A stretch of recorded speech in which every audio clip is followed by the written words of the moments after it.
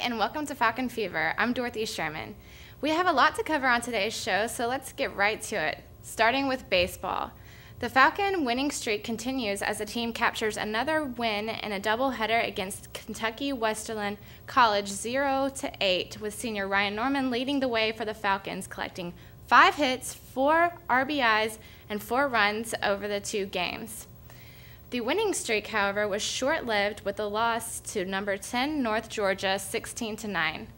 Freshmen Destin Doitery and juniors Andy Revel, Kevin Garcia, and Chris Sosby and senior Ryan Norman all had 2 hits. Doitery and Revel each had a double, while senior Dustin Rhodes had a home run and drove in 3 runs. The Falcons' next game will be this weekend at 3 p.m. Friday and 1 p.m. on Saturday.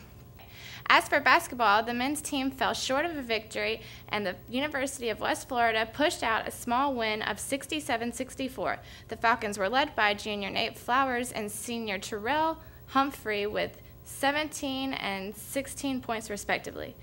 The Falcons suffered another loss to Valdosta State, 74-64, but the team got back into the swing of things, dominating Southeastern Bible College 89-66. The Falcons out-rebounded the Sabres 47-24. Gerald January and senior Veron Lewis played a great game. Both of the players had 10 rebounds a game, high of 3 blocks, while contributing 18 and 14 points. The Falcons are hopeful about a 6th straight trip to the GSC tournament with a win against the University of West Alabama on the 28th. The Falcons will enter the tournament as either the 4th or 5th seed in the East Division.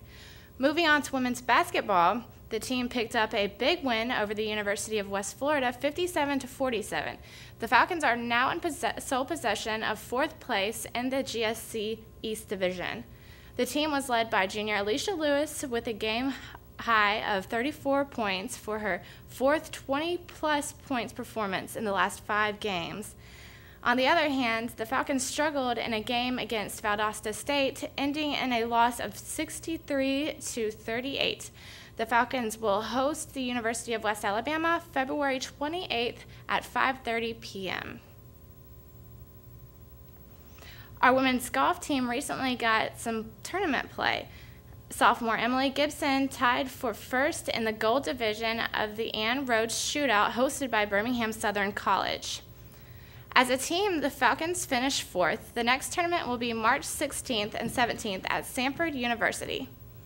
Last but not least, the women's tennis team traveled to Jackson, Mississippi on February 20th to complete the Gulf South Conference East-West crossovers and took home a victory and a pair of losses. The Falcons started out the weekend with a 7-2 victory over Southern Arkansas University before falling to Arkansas Tech 8-1. On Saturday, UM took on Henderson State University and fell 5-4. The Falcons dominated rival Tuskegee University. The team won 8 matches. Junior Christy Kelly and freshman Helena Norgreen swept the number 2 doubles 8-0. The Falcons will head to Georgia Southwestern State University on February 28th. Now for our Falcon Fever player, or in this case, players of the week, the women's basketball team. The team will now play in the GSC tournament March 4th through the 8th. The team against the University of West Alabama will decide whether the Falcons are 5th or 4th seed. Congratulations and good luck. I think we thought going into the season as a staff we could get there. I actually thought we'd have a better record at this point. We lost 7 games by 5 points or less. I mean, had opportunities to close out some games, but it's an honor to be there. You know, anytime you get to play in March, it's fun, and it's, you know, you win or you go home. So we're happy we get to extend Katie Vanderheiden's career, you know, a little bit longer, and who knows, if we catch fire, we could win 4 games over there. Katie, it's going to be hard to replace Katie for a lot of different reasons, not just points and rebounds. Katie's a leader. Katie brings a lot of emotion to the team, and Katie is very mature. So it's always tough to replace a senior that gets it. They understand what the coaching staff wants. She's been through some adversity with injuries, so tough kid. She's the kind of kid you want to center your team around, and I'm very grateful she came back to play for me for a year. I think the big thing we've been talking to our team about all year is we're trying to change the culture. And it's not okay to accept losing, regardless of the situation. Being that it's a big rivalry game with West Alabama, being that it's senior day, being that it's a chance to play for the number 4 seed instead of the 5 seed, I think our kids should find some motivation in there. If for no other reason, we've played well at home. It's alumni weekend. They'll have a lot of people here to see them. A lot of people's families will be here. So there's a lot of pride going on with the kids right now, and they feel good about going to the tournament. So hopefully we can start some momentum by winning on Saturday. Let's continue to move on with our Falcon Fever rundown with Arky and Seth, who will give us their opinion on what's going on with our sports teams. Guys? Oh, hey, didn't see you there. Almost scared me. Yeah, a little bit. Thank you, Dorothy, for that. We're glad to have you in. My name is Arky Shea. And I'm Seth Hagan. And first, let's talk a little bit about the women's golf team. Absolutely. How can this sophomore Emily Gibson get any better? It's not quite possible. She's picked up right where she left off last year, and she's taking the responsibility of team leader in place of team leader Morgan Bell last year, and she's just doing a great job leading the team. Really enjoying what she's doing for the Falcons this year. Also, let's move on a little bit to the tennis team.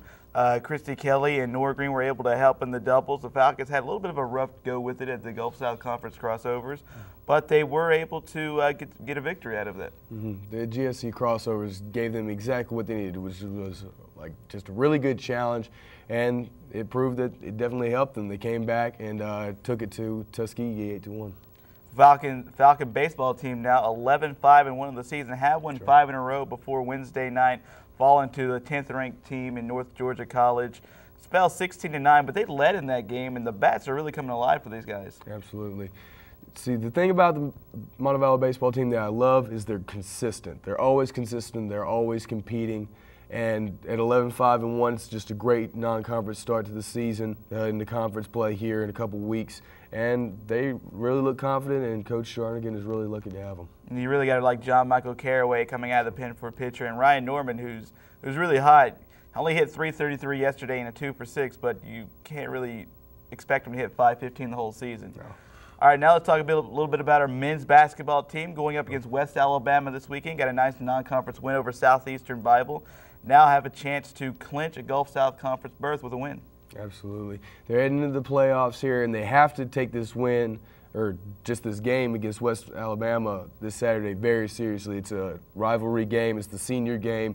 It's really a chance for them just to show people what they're really made of.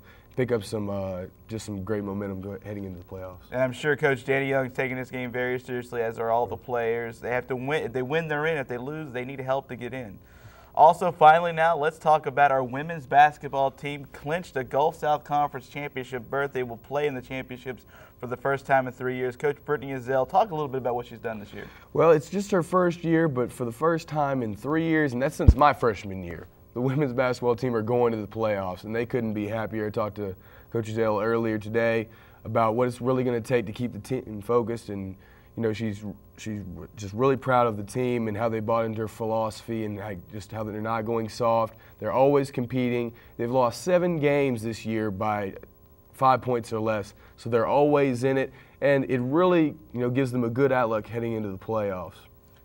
With a Falcon win, they can improve their seeding. That's what they're trying to do right now. It could be as high as the 4th seed going into the Gulf South Conference Championships March 4th to the 8th in South Haven, Mississippi. So that'll do it for us. My name's Arky Shea. And I'm Seth Hagan. Now let's kick it back over to Dorothy. Thank you, Arky and Seth. Well, that's all for today's show, but tune in next time for more sports on Falcon Fever.